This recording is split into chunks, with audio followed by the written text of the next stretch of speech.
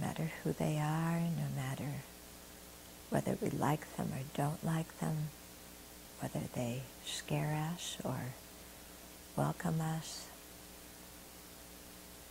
but to see all sentient beings equally,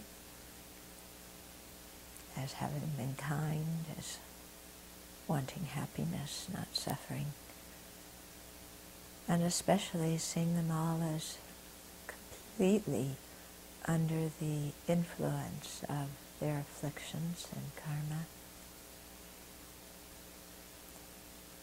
And so they act without really knowing what they're doing so often, just as we act without knowing what we're doing. And so to have compassion and to see that they have the Buddha nature, the possibility to be free from all these afflictions. And so to generate the wish to bring that about and to become a Buddha ourselves in order to do that.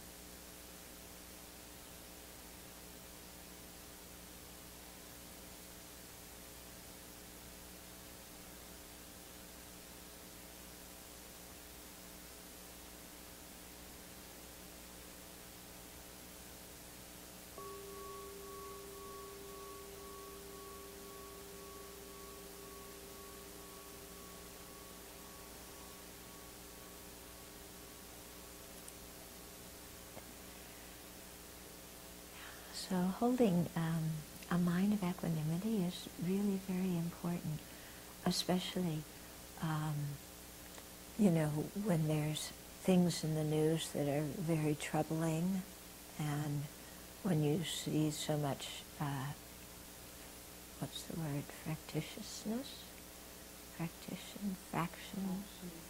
fractionating, conflict,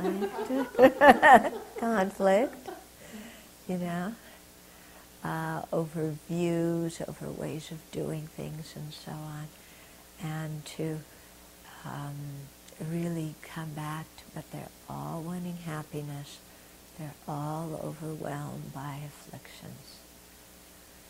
Yeah, they've all been kind to me, and they all don't have a self that is, independent and permanent, and that inherently possesses these qualities that I either like or don't like. I was thinking about this because after the shooting in Tucson, then there was a gun show the next weekend in Tucson, and then there is a huge gun show in Vegas now with forget how many people, whether it was, I don't know, thousands and thousands of people going to this huge gun show in Las Vegas, and not wanting any gun legislation, not thinking that it would help at all,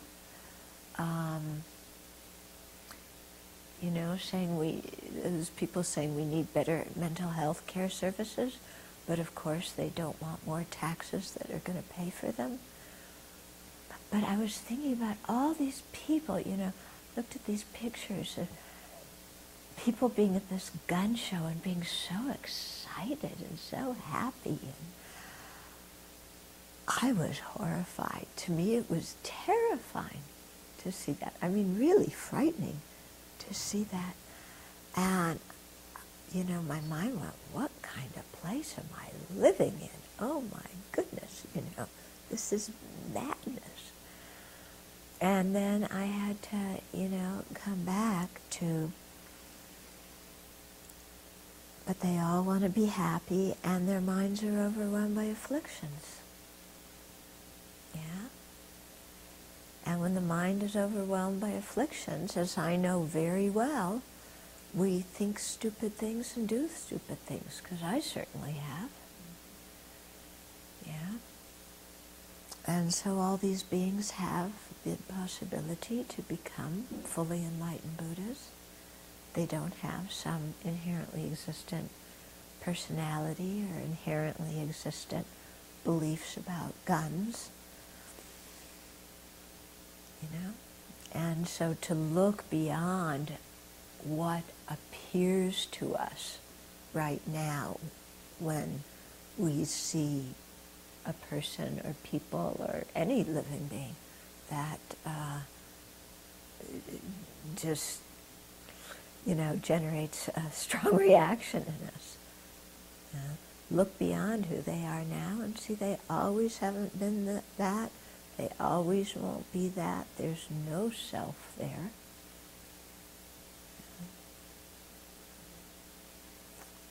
And their lack of a self being there is actually their Buddha potential. That's what means that they have the ability to change, and they have the ability to, relinquish the defilements and generate all the good qualities. Yeah? So same with us too. All of us exactly the same.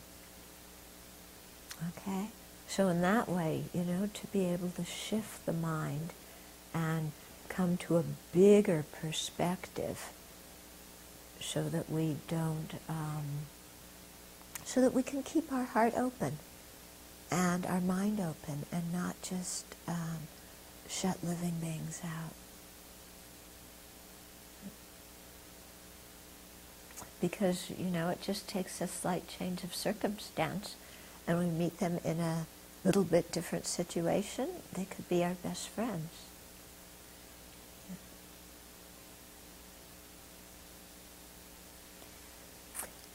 Okay. So we're going to continue with the quiz, and the questions on the quiz.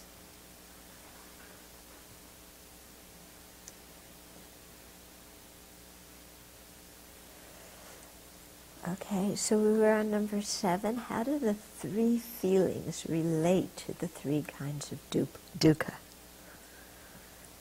So what's the correlation? Who wants to start? Want to start? The feelings, the unpleasant feelings relate to the dukkha suffering, because they're obvious pain. The pleasant feelings relate to dukkha change, because they appear to be happiness, yet they're impermanent, and with a slight change of condition, they turn into pain. And they never wholly satisfying to begin with. And the pleasant and painful feelings relate to the pervasive condition dukkha, because they're a result of contaminated action, and they're experienced by someone whose soul is afflicted with ignorance and afflictions of karma. And they still will be transient, and painful feelings will replace them. Yeah. Okay. So I should have given you the mic so you could say that directly into the mic. So the painful feelings correlate with the dukkha of suffering, because quite obviously pain is, that dukkha. And pleasant feelings correlate with, are not just correlate, they are the dukkha of change, because they appear to be happiness, but if we experience them for any length of time, they're going to turn into suffering. And they're never completely satisfying anyway. And then the neutral feelings that are neither painful nor pleasant are the pervading conditioned dukkha, because they're experienced still under the influence of ignorance, and they can relate especially to the concentrations of the 4th dhyana and above, where you experience those feelings, and somebody could crave for those kind of rebirths, and so attachment to those feelings, to neutral feelings, can keep you really stuck in samsara. Okay, so we know all of that. Now, as you go through the day, do you identify different feelings you have as the dukkha of suffering, the changeable dukkha or conditioning pervasive dukkha? Do you stop to identify your feelings that way? A little bit? More since we've been meditating on this, more we calling something pleasurable. Mm-hmm. And sitting there saying, why do I think this is? And it kind of disintegrates. Yeah. That pleasure label. Okay, so you've been really doing it with the pleasurable ones, which are the big hook for us in the desire realm. Yeah, because we have so much attachment for them. And so you've found in your meditation, because we're in retreat now, really focusing on them and saying, why are they pleasurable? Yeah, and really looking at what's the result of these feelings and what's the result of being attached to them. Yeah, so it can be quite interesting to just kind of do a little life review, looking at the pleasant feelings you've had and how you've gotten attached to them and where that attachment has led you. Oh dear, I see some faces. Yeah, because this really links in, this is a way of linking the establishment of mindfulness on feelings to the 8 worldly concerns. Yeah, because, feeling happiness when we get the things we want, unhappiness when we get the things we don't want, then reacting with attachment, reacting with being upset, and then the actions we do and the situations we find ourselves in, where following, where lack of mindfulness of those feelings has just let us generate afflictive emotions, and then lack of mindfulness of the result of the afflictive emotions has led us just to do all sorts of things this life and created the cause for who knows what in future lives. Yeah. So this is a way, to really kind of bring it home so that we don't leave what we're learning as an intellectual thing. Yeah, but really examine and be mindful as time, as we're going through our life. Yeah, painful feelings come up. Yeah, oh, my feelings are hurt, but we don't say I'm having painful feelings and my feelings are hurt. We say that person did this.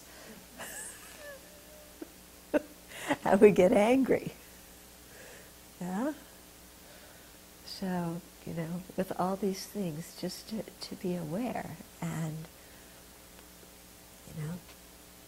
look at the causes of the feelings, the results of the feelings, where they take us, and how hooked we are to our feelings, how incredibly attached we are.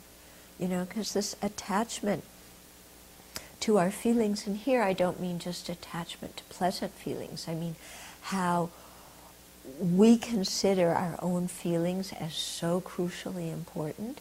This is the self-centered mind. And this is one of the big obstacles to generate bodhicitta, is that we're so hooked into what we're feeling and needing to take care of what we're feeling to the exclusion of other people. Yeah.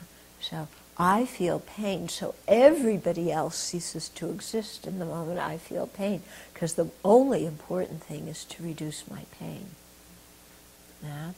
And when I have the opportunity for pleasure, other sentient beings again cease to exist, because the most important thing is how can I get my pleasure. Yeah. So we can see how that kind of, self-centeredness, focused on our own feelings, becomes a hindrance to generating bodhicitta. Yeah? A hindrance and a distraction. Okay? So it's good to kind of review these things in this way, because then we can link all different parts of the Lam Rim and all different practices together.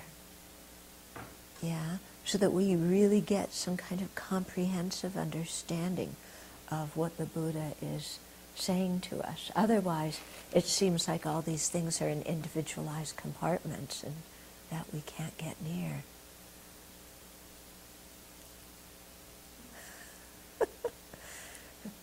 Yes? Actually, we do this every study, and wondering if it goes like this. Basically, my textbook was here talked to us about how Sravasti and nuns leads to inappropriate attention, leads to attention. Mm-hmm. It seems like it actually goes contact, feeling, then the ignorance.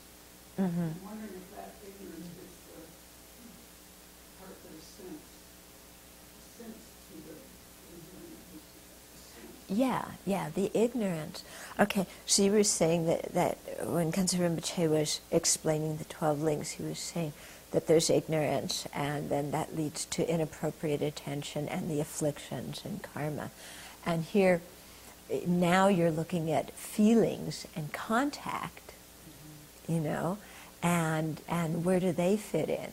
And so, yeah, you know, well, first actually it's contact, and then the feelings, and then there's ignorance in there, and because of the ignorance, and that leads to the inappropriate attention and the craving and the afflictions.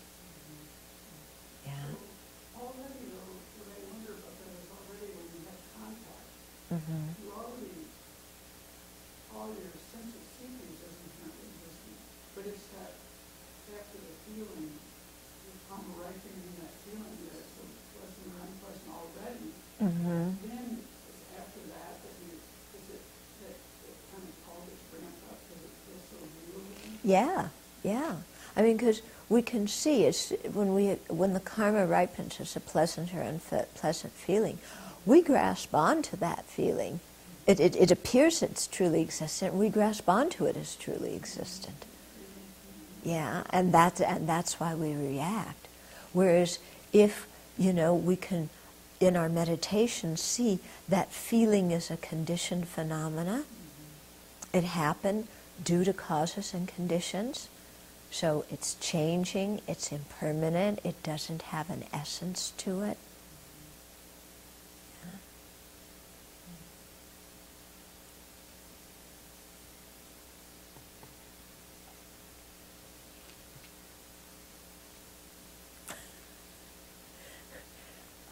Our new kitty is in the room, supposed to be watching the teachings, but she's doing some interesting scouting out.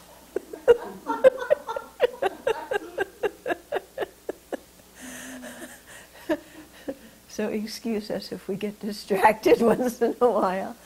Our Mother Sentient Being is providing some entertainment.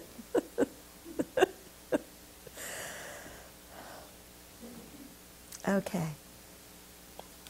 So, you know, bringing all these things together, being mindful of the feelings, and like you did, really seeing where the ignorance comes in, and then watching how that unfolds in our own experience, okay?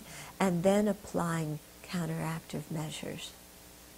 Because especially if we, you know, when we have a feeling, it seems so real, and it seems like it's always going to be there, doesn't it? Yeah. I mean, some little bit of pleasure, some little bit of pain, it seems like so real and so permanent. But if we look at it and see, it's just, you know, a blip on the screen, yeah, that arose due to causes and conditions. And something that arises due to causes and conditions doesn't have its own essence. It's completely dependent on other things. So unreliable because Right. the contact that you're making for another day, you could have a completely different feeling. Right. Very, very unreliable.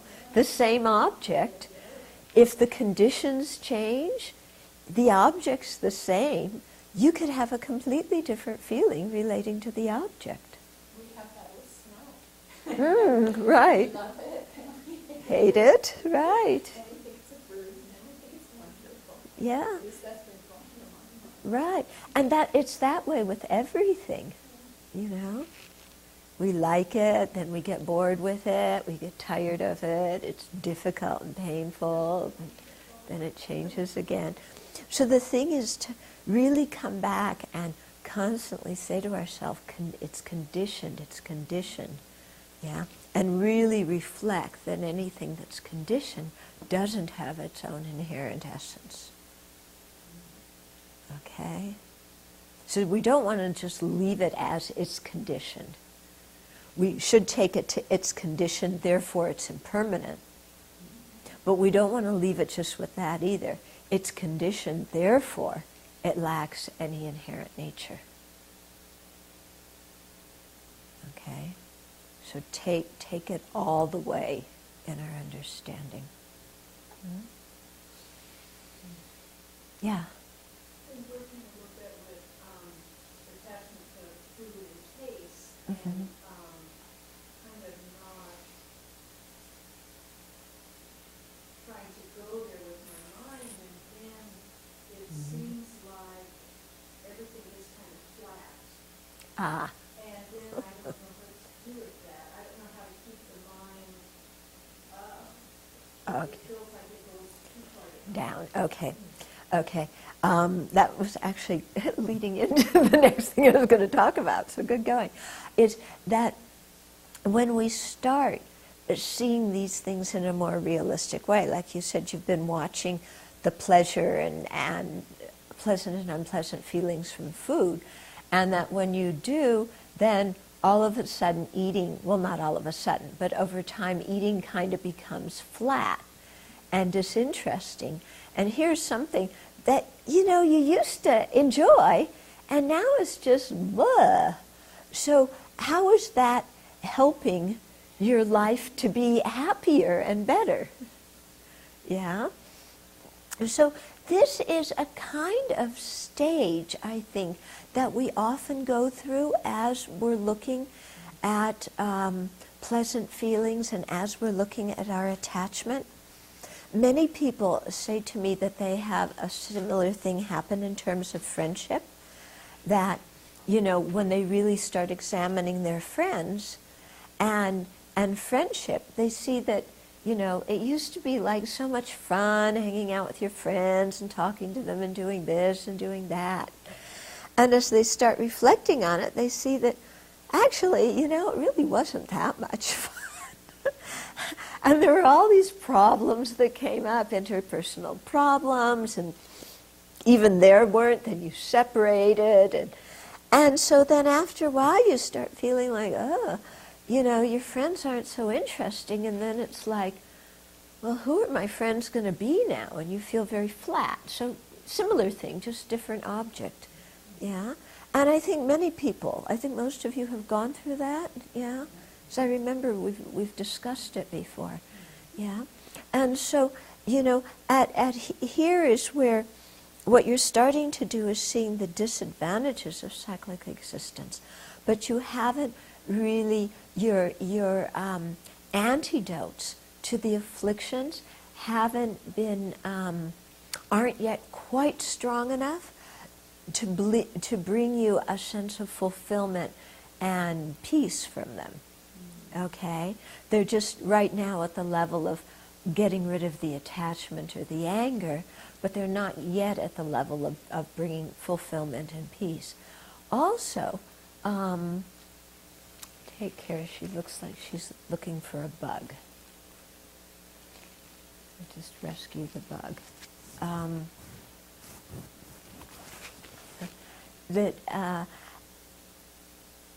Yeah, so we you know, it hasn't brought us peace in our mind yet. And also because we're getting used to a different kind of happiness. Before we were really, what was interesting to us was the sense pleasure happiness that gave us a rush and a bing and a buzz. And what we're getting used to now is kind of the peace and tranquility that comes from not having that buzz. Okay? Yeah? Is that, can you see that? Yeah? I've been just looking at having a neutral feeling in my mind. I'm like, I'm not alive. Yeah, sometimes we feel like if I have a neutral feeling, I'm not alive. Especially when it's somebody that's very hooked on their emotions, and our emotions make us feel alive. Okay, so those of us who are very attuned to our emotion, who are emotion addicts, yeah, who are always feeling things so deeply, when our emotions start to become more balanced, it's like we don't know what to do with ourselves because we're so used to, oh, I feel so good, oh, I feel so depressed, you know, oh, I feel this, oh, I feel that. You know, our Sarah Bernhardt is retiring. Yeah, and we don't know what to do with ourselves. Yeah, so it's a whole process of getting used to something different and learning that it actually is much more satisfying, you know, because when we're hooked on, you know, oh, my feelings, you know, there's a big I, and we get a real buzz out of there being a big I, but it's also very uncomfortable. Yeah, to always be dragged around by what I happen to be feeling about at one moment or another. Okay, and the same thing with the pleasurable feelings. You know, they give us a rush, but like, you know, then we get bored with them. Then we can't get them. Then they aren't as satisfying as we thought they were going to be, and all sorts of problems come up. Okay, so you know, to really see that, you know, because we're so hooked on our old way of relating to these things, and to begin to see, no, they aren't really all that they were cut out to be.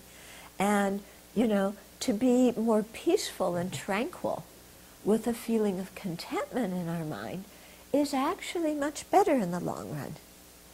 You know, those of you who've been to His Holiness's teachings, he often says, you know, when questions about emotions come up, like people say, well, don't you need suffering to know happiness, you know? How can we give up our suffering because then we won't know happiness? And, you know, people say these kinds of things, and, you know, or if you give up your anger, then, you know, what's happening to your whole inner life? Yeah.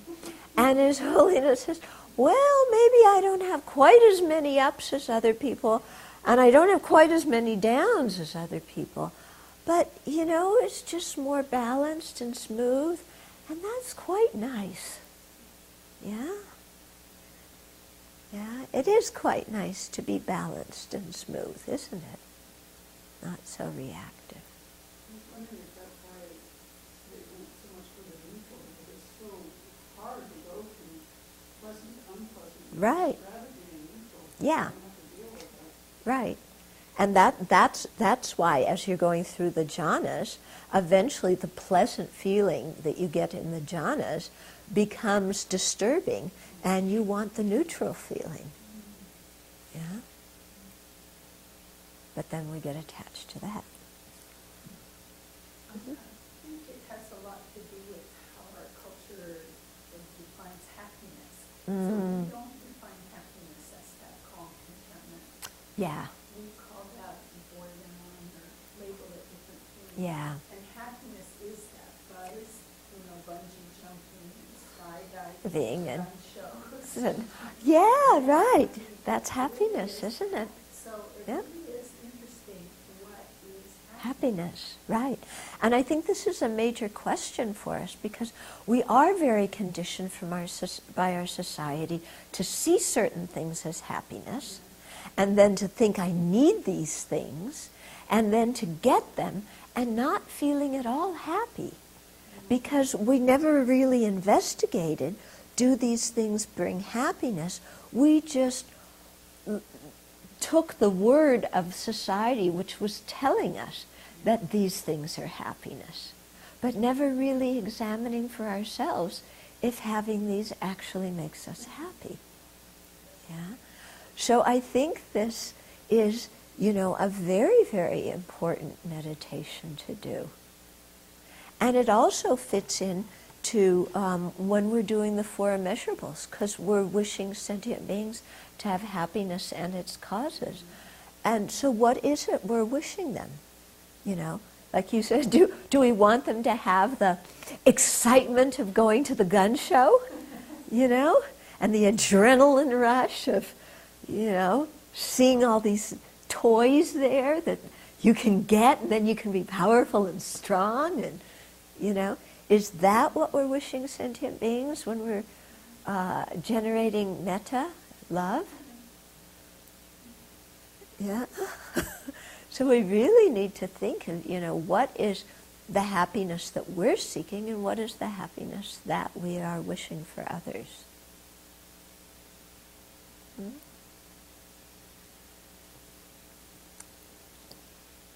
Okay. Question 8. We'll get through the quiz someday. Okay, so describe some of the ways to meditate on mindfulness of the feelings. So what are some of the ways that you meditate on mindfulness of the feelings? Yeah? The one I've been trying out is to experience the feeling as soon as it arises, and try to figure out why I'm calling it when I'm calling it, and to try to separate what's the bodily mental sensation without the label of when I think it's supposed to be called. Okay. So you've been being mindful of the feelings as soon as they arise, and then asking yourself, why do I consider this pleasant or unpleasant? And then the last part was? Isolate the actual experience. I'm so hooked into giving it a name and starting a story. Yeah. Okay. So you're very hooked into, there's pleasure, attachment, I want more, how can I get this give me this, or pain, why is this person doing something? And so watching how the feeling so quickly goes into an affliction, and then you're off and running, and you're no longer actually mindful of the feeling that started the whole thing off. Right. There's another whole feeling going on by the mental proliferation that has left the original Yeah, feeling. right. And so the mental proliferation takes you away with its feelings, and so you're trying to come back to the raw sensation of, if it was physical discomfort, to feeling that, and stopping the story, and if it's, mental or physical pleasure, feeling that, but being aware of it and watching it rise, watching it cease, without being reactive. Okay, so that's one way to meditate on feelings. Good. What are some other ways? Yeah, so looking at the causes of the result, the causes of the feelings, looking at the present characteristics, and looking at the results of the feelings. Okay, so really going through and looking at that, observing that. Which for me, especially with previous unpleasant feelings, has been really helpful as far as catching the wanting to blame a person or wanting to blame a situation, but really stopping. Yeah. It's so uncomfortable anyway, it's easier to recognize. Right. So you're talking about especially unpleasant mental feelings by looking at the causes of them and the results of them, then stopping yourself from blaming other people and getting angry and that, which actually just brings more unpleasantness, doesn't it? Yeah. Okay. What are other ways to meditate on feelings? It's been helpful with me, especially in meditation followers, physical discomfort. It's a bit of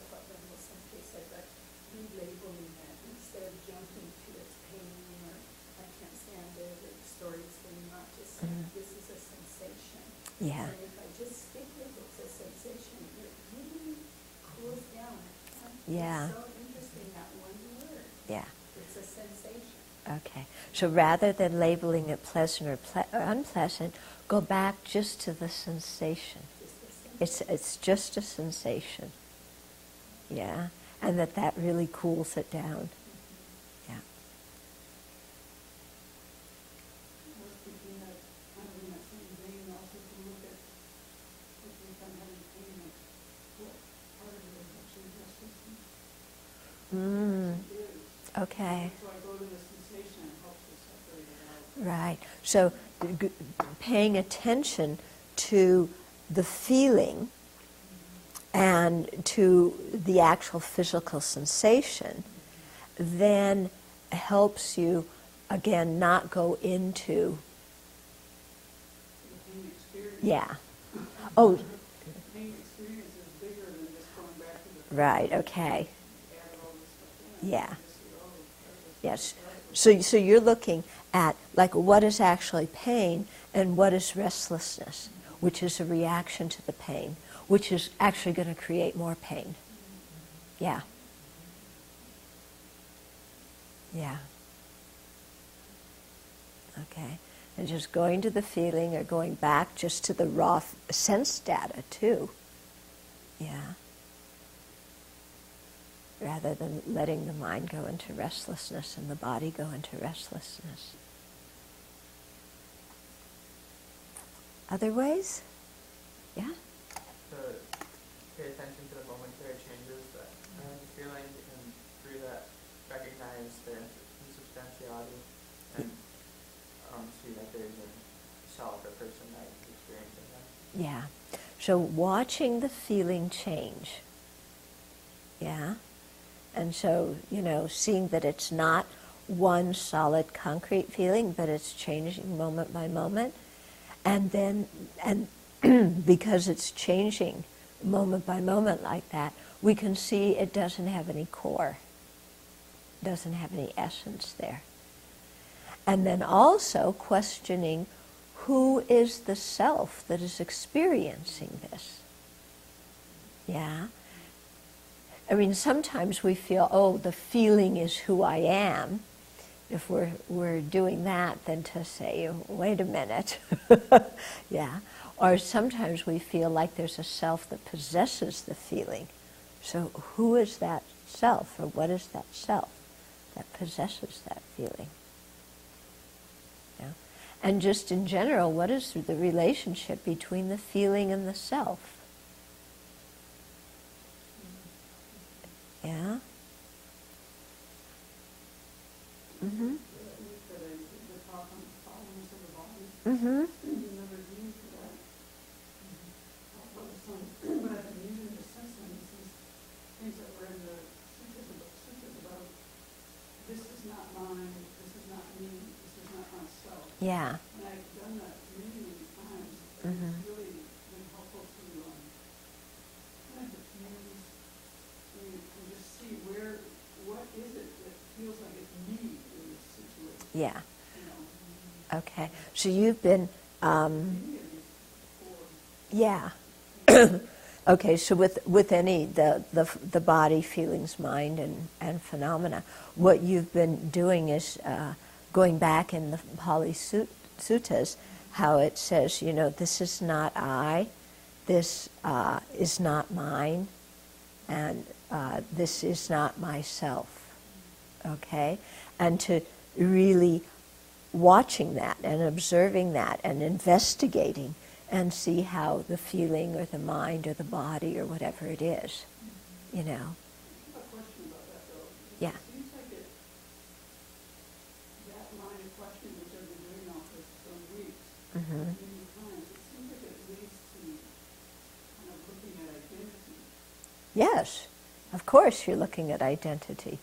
But I don't know if it leads me to think about inherent existence, Ah. existence of in the experience. Okay, yeah, it's looking at identity, but our whole notion of identity is imbued with grasping an inherent existence. Yeah. Because, is the feeling me? Well, what's our notion of me? Is the feeling I? What's our notion of I? Yeah? And we feel like there's some strong I there that's independent. Can this feeling be a strong, independent I? Is that possible?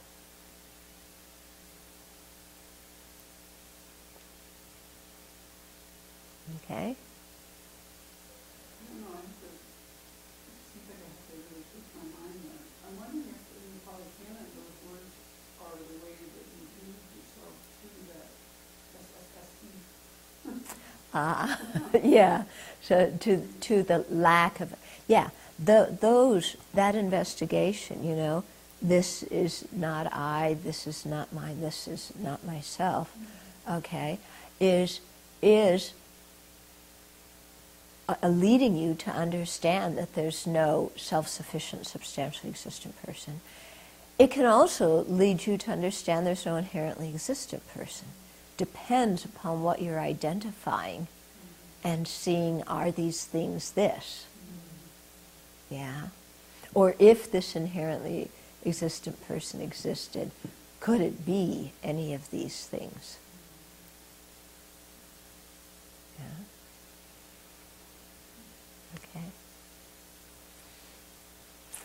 Okay. So there's also some other ones. Did you come up with other ones? Ways to meditate on mindfulness of the feeling? Yeah, we did the causes. Another one is contemplate feelings of past, present, and future. Okay. What happened with the feelings of the past? What are our present feelings? What are we expecting of feelings in the future? Okay. And then contemplate the disadvantages of these samsaric feelings, how they lead to craving and clinging. Okay. And so specifically, seeing, this is going to get us into the next question, but seeing how we react to these three kinds of feelings lead us into the three kinds of craving. Okay, so that's our next question. What are the three types of craving, and how do they relate to the three types of feeling? And make an example of each type of craving in your life.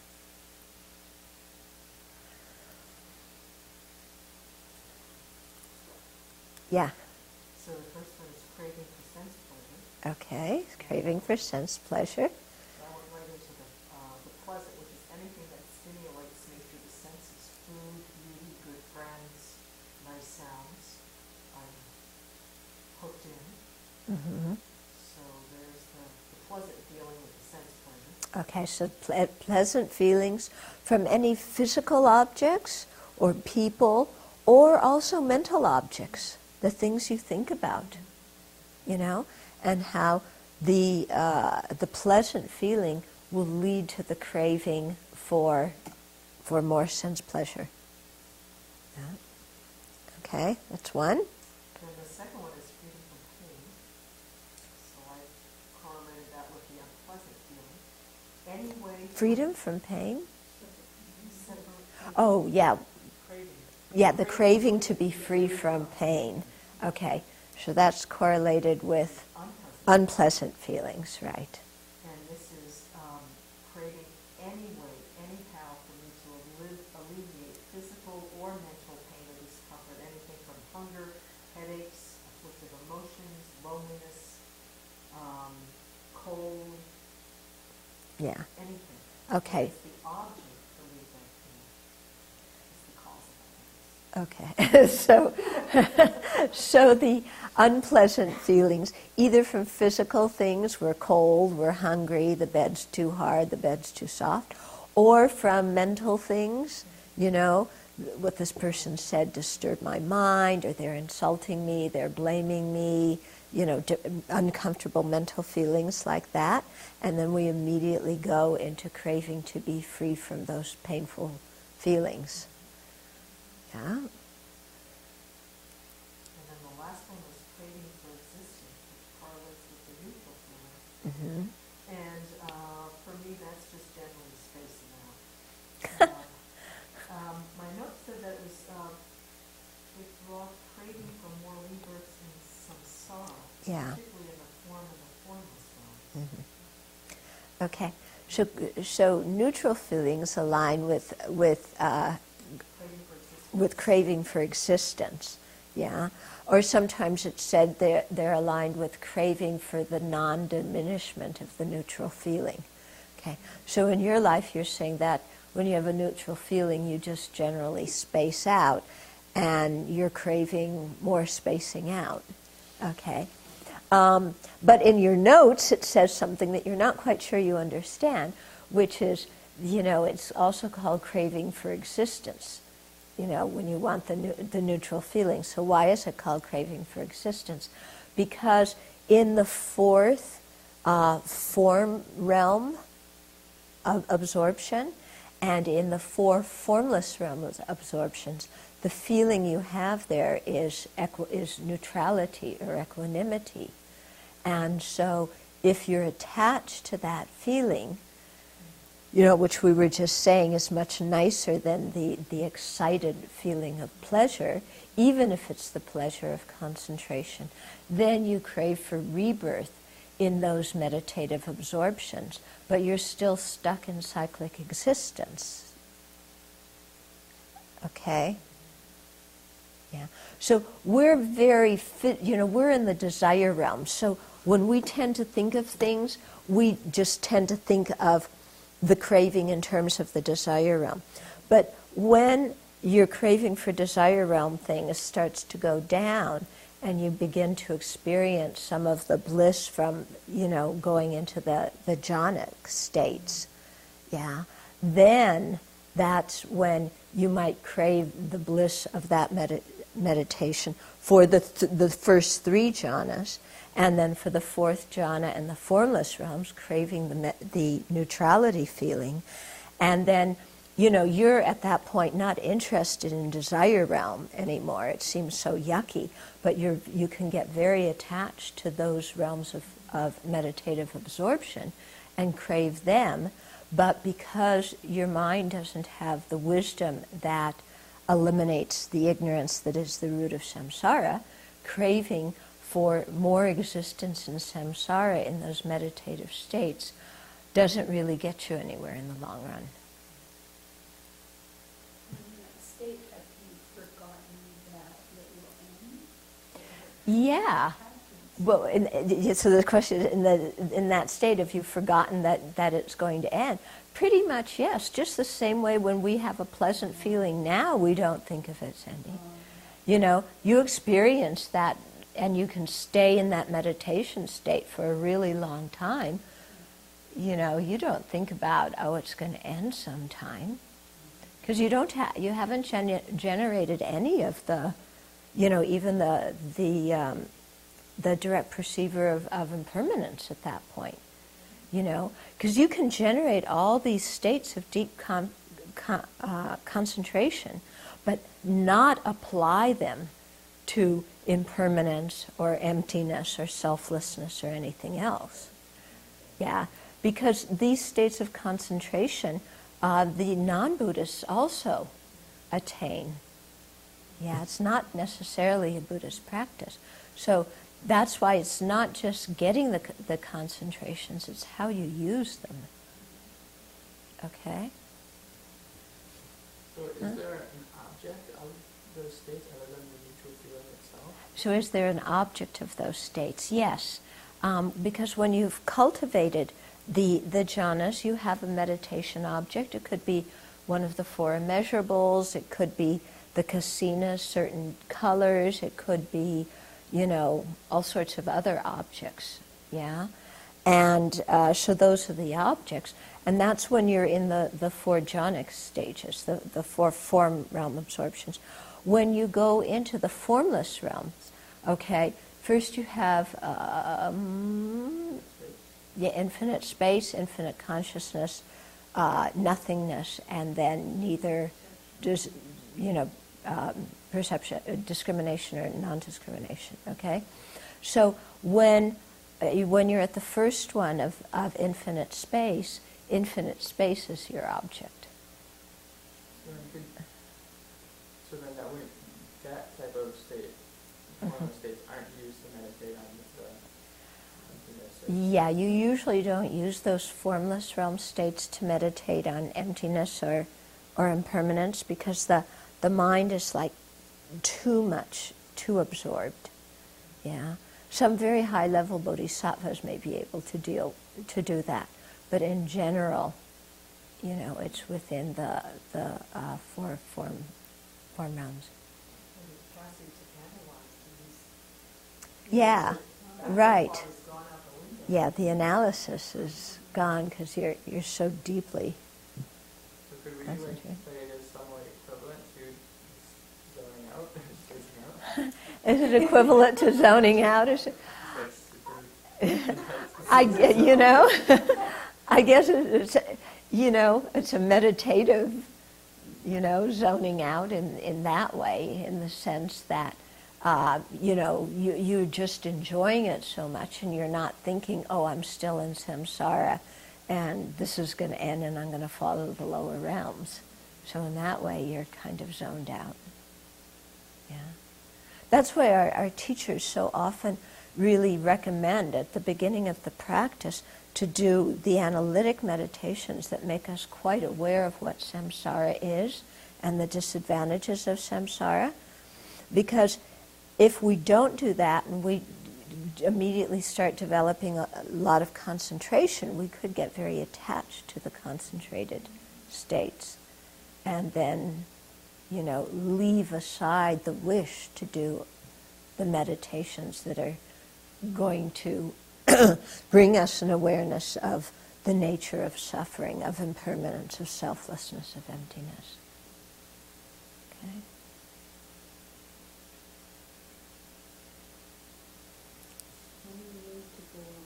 Yeah, there are so many ways to go off, aren't there?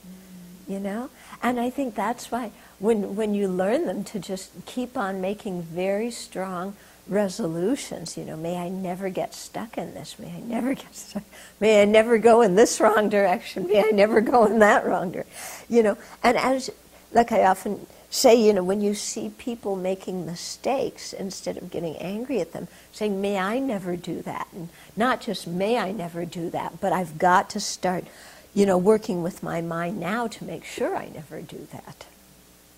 Yeah? Mm-hmm.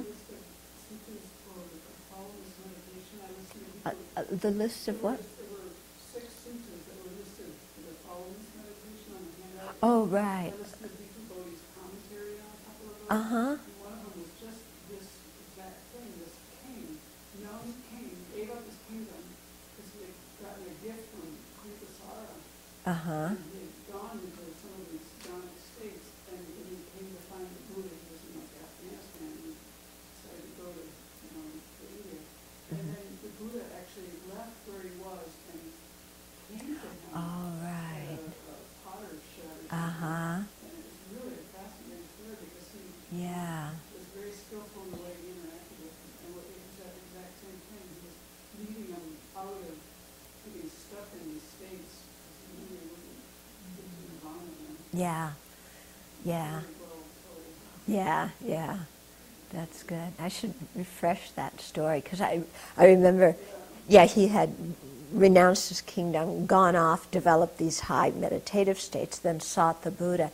And the Buddha, they were both wandering mendicants in the potter's shed. The Buddha didn't reveal to him who he was, and then but he taught him, and then I think he died the next day, didn't he?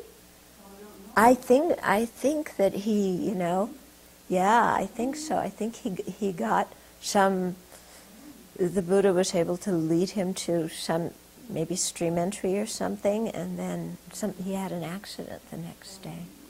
Yeah, I think so, unless I'm getting some stories mixed up. The other one there was thought about what we taught the following meditation and all the priests died. Yeah. Well, He knew beforehand it was going to happen. So it said. Yeah. Yeah. Okay, any questions? Because we're almost at the end. Yeah. Okay, so next week we will do question 9.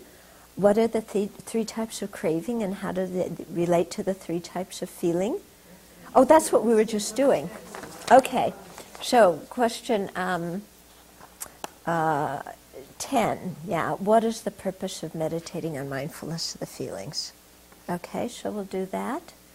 And then we'll go back into mindfulness of the mind. Uh-huh. Mm-hmm. Because all of these meditations are so interesting and they're starting to pile up. So trying to determine really how to, what sequence or what frequency or how to bring them in relationship to each other. So that, do you have any suggestions? Yeah, okay. So these meditations are really interesting. And there's many of them.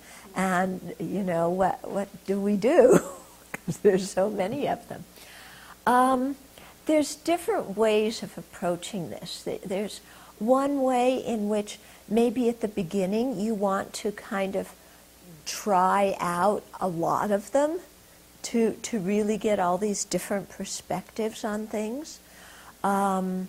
Eventually we kind of have to go through all of them, and generate the wisdom that is associated with each single one of them. But at the beginning, you might want to just kind of try them out, and then as you get, more into it, then, go more towards the beginning ones, maybe put more emphasis on those.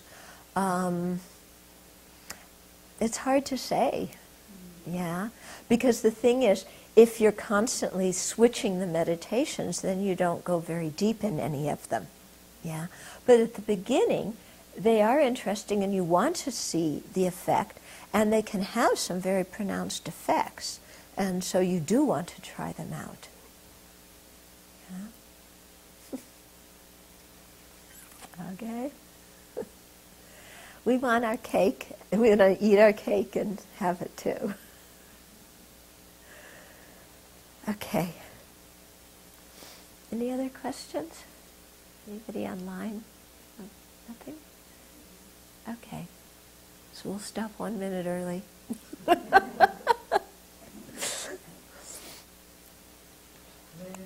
Spiritual teachers who lead me on the sacred path, and all spiritual friends who practice it have long life.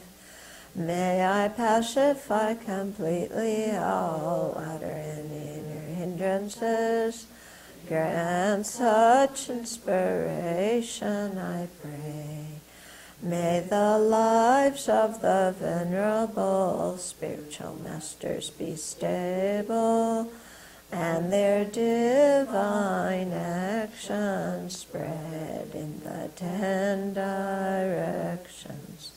May the light of Losang's teachings dispelling the darkness of the beings in the 3 worlds always increase. Guru Ratna Mandala Kamniryatayami. Due to this merit, may we soon attain the enlightened state of Guryatara, that we may be able to liberate all sentient beings from their suffering. May the precious mind not yet born arise and grow. May that born have no decline, but increase forevermore. In the snowy mountain paradise, you're the source of good and happiness, powerful Tenzin Gyaltsen Chenresi. May you stay until samsara ends. May the deeds of explaining and practicing the Dharma, done by groups supporting the teachings and their upholders, who spread the view of dependent arising, and non-violent actions in the 10 directions, and especially at Sravasti Abbey in the West flourish.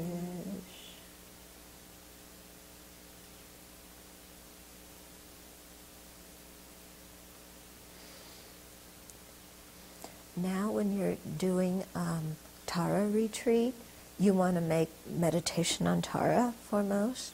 If you're going to do, let's say, a retreat on the 4 establishments of mindfulness, then you might have 4 sessions and, do one on the body, one on feelings, one on the mind, and one on phenomena. It's another way to structure it.